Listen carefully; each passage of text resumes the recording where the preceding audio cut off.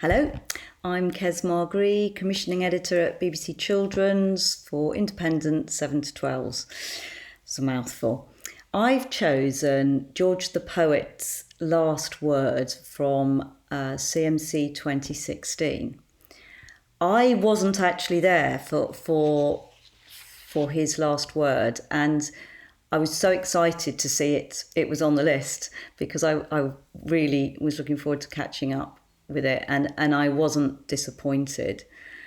I remember exactly where I was when I first heard Have You Heard George's podcast that's on BBC Sounds. It blew me away. Just the weaving of the storytelling and the personal and the political, and so I was very excited to see what he had to say at CMC. If you haven't heard his podcasts, I thoroughly recommend them.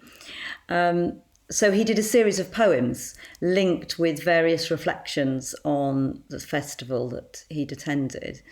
And so here's one that he did called Knowledge. The more honest we are, the more open we are about our experiences, the more we can actually contribute to the kind of book of knowledge, the record of our existence. You see, knowledge is a journal of insight.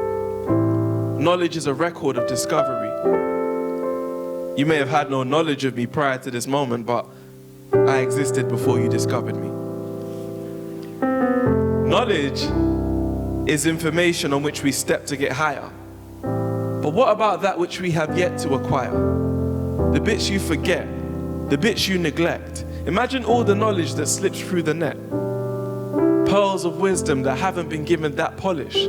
Understanding you can't access at college, simply because it hasn't been accredited according to academia. It's not knowledge until it's acknowledged. I believe we have a duty to act on it, to analyze life and to extricate fact from it. See, when we take from the world, we don't have to subtract from it. Using what we extract from it, we can impact on it, because all existence is contribution. Let's ignore the twists and convolution. There's 7 billion people in the world, and there's only one you.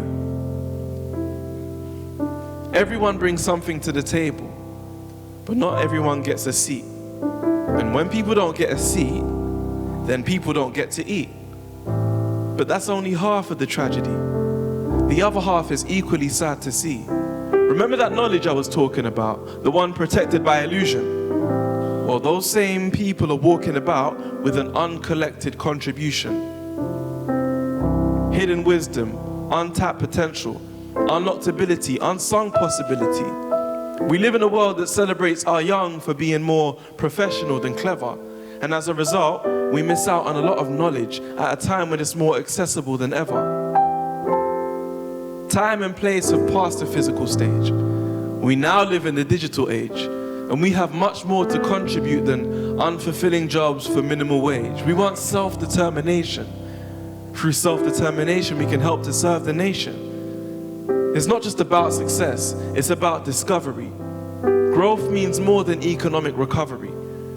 Growth means more than earning some paper. Growth is exploring, learning from failure. How long this will take is hard to say, but everyone's got a part to play. All I ask is you allow yourself to be bothered every morning when you start the day. In your approach to recruitment, involvement of students, challenge your thought process to support progress. 4 summers ago, we turned to the games for proper unity. Now let's go for gold in the race for opportunity. Because after the ceremonies, the fire and celebration, we still need to inspire a generation. So let's make it happen. We still need to inspire a generation. I mean, that was true 5 years ago, and it's still very true today to our industry. And he also says, I existed before you discovered me. I mean, obviously, that's deep and relates back to colonialism and white supremacy, but again, very relevant to our industry, and for all the meaningful conversations we've been having for a while now about diversity and inclusion. we are still in the children's media industry overwhelmingly white. And I think that poem and all the poems actually really prove why having a diverse mix of people in a team is so extraordinarily brilliant and challenging and makes the better content, better conversations, better lives. And the next poem kind of follows on from that. And a big shout out to Gavin, the pianist, who really brings those poems to life. This one's called Construction. While at Cambridge, I studied sociology, and I came across a particular theorist. This guy's name was Pierre Bourdieu. Bourdieu said, all reality is a construct. We exist in relation to our social ties. That means you'll never understand me without looking at where I'm from and some of the local guys. I'm the exception to the rule. Literally the only one in year 6 who gets into a school that, at the time, isn't already under a warning since Ofsted declared it was underperforming. So you can imagine the wonder and awe when little George's post finally comes in the morning. They're screaming and shouting and thunderous bawling at my letter of acceptance from the school. I'm the exception to the rule. The problem is that's not what I wanted. It's not like I felt scared to be there, but it was far from home in more ways than one. And all my friends were elsewhere, to be fair. That was my first real lesson in opportunity. Save yourself or get left in a lost community. Even though I saw myself in my friends, if I stayed there, I couldn't be much help for my ends. You see, all reality is a construct. We exist in relation to other guys and girls. And I had to move to a better reality from one where everyone tries and fails. I can't say I live to regret the decision, given that so many of them are now dead and in prison after growing up too fast from a young age, having to supplement their mum's wage, leaving school early to make easy money because in their eyes education doesn't amount to much, getting into trouble, coming out of trouble, but the world's moved on. Now they're out of touch.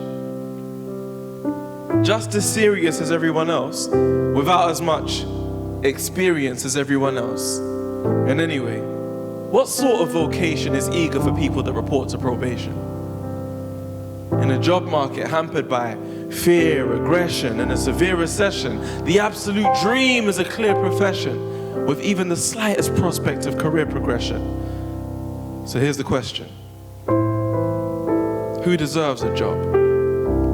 A benefits recipient labeled a worthless slob, or worse, a yob. Society treats the hard to reach like a single subversive mob. But everyone brings something to the table. There's no point sticking them in a flat and giving them cable when there's work to be done and they're ready, willing and able. Imagine watching your life being sucked away, then waking up to a structured day, coming home to a structured night, building your life like a construction site. You see, all reality is a construct. We exist in relation to our social ties. So no matter what you see around you, the real world happens when you close your eyes. You don't have to be a burden. You don't have to compromise yourself for your salary. You shouldn't have to jeopardize your health or your sanity. You have the right to be a blessing, find purpose in service, be a help for your family. If we forget how outcast the voice of an outcast is, they'll never be heard. Every word is a noise without answers. You see, the fact is there are no choices without chances. So in practice, choice is about chances. Thank you. Thank you very much. Thanks.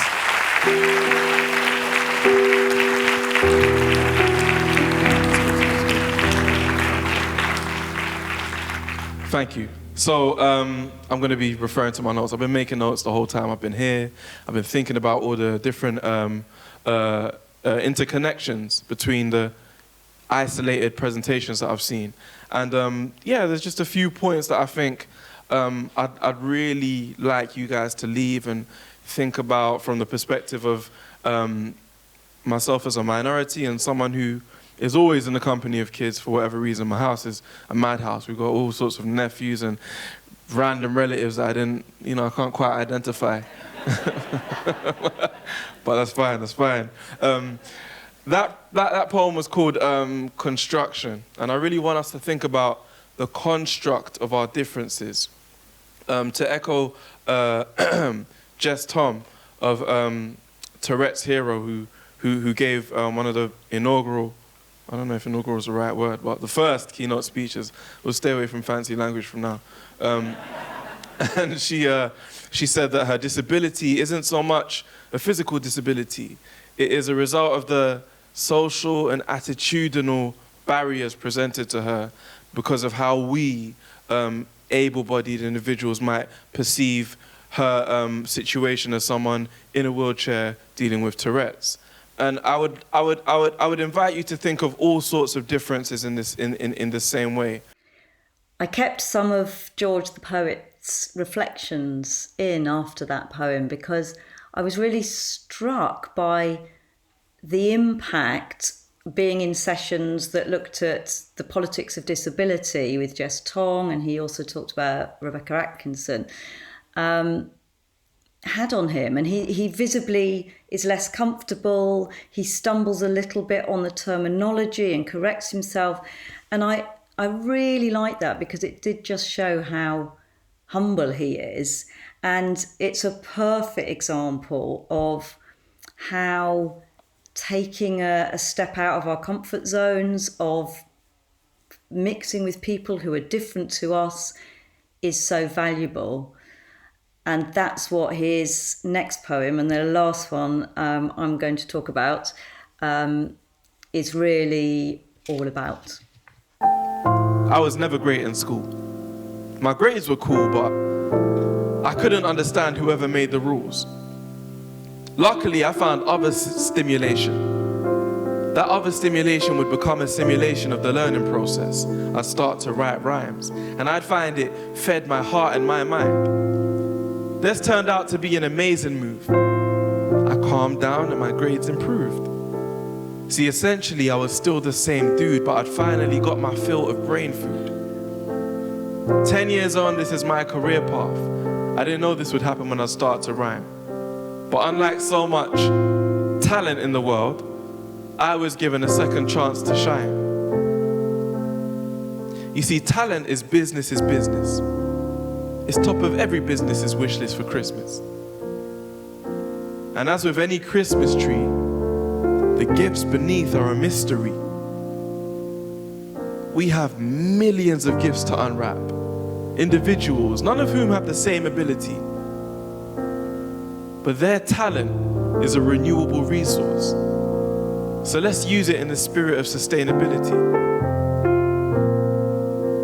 See, this is a story about relationships, and I tend to really like this story a lot. I also think of it as a story of the future, making new use of what we've already got. I was never great in school. My grades were cool, but I didn't get whoever made the rules. The whole thing was so inflexible. I often felt like we were getting played for fools. But that very experience is the reason I wrote this. Who would have known this would be a nice fit? You see, talent doesn't die, it just goes unnoticed. But potential doesn't exist until you realize it. Thank you.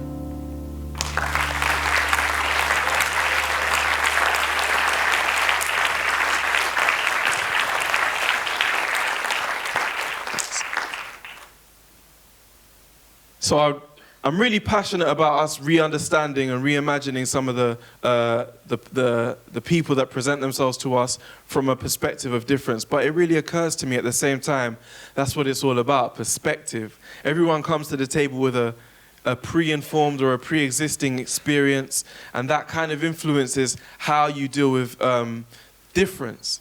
And I suppose it occurred to me that a lot of us don't necessarily know what to say or how to engage these different forms. But the reality is that there will be no progress. We won't be in a position to grow together if we're not able to keep an open dialogue.